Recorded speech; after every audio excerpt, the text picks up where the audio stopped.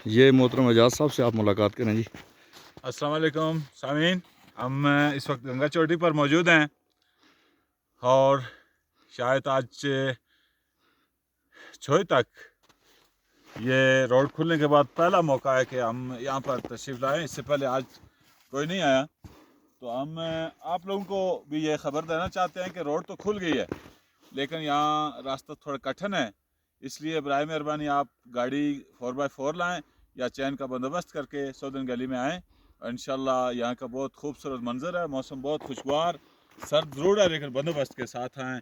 Coat, sweater, टोपी, gloves और जराबें और अच्छे जूते पहन कर आएँ। इंशाल्लाह आप इंजॉय करेंगे। और बर्फ़ यहाँ पर जो गंगा चोटी पर है वो 5 फीट से अभाव है, कम नहीं हो सकती। चूँकि आज तकरीबन 1 हफ़्ता हो गया महकमा शाहरात बाग जो है वो इस रोड को खोलने में मसरूफ़ हैं। चूँकि 4 तारीख को फेस्टिवल भी जारी होने वाला है, शुरू होने वाला है, तो उस सिलसिले में इंशाल्लाह फिर हम हाज़िर होंगे। जब तक बाग की आवाज़ से अपने दोस्त एजाज़ अहमद को इजाज़त दीजिए। अल्लाह हाफ़िज़।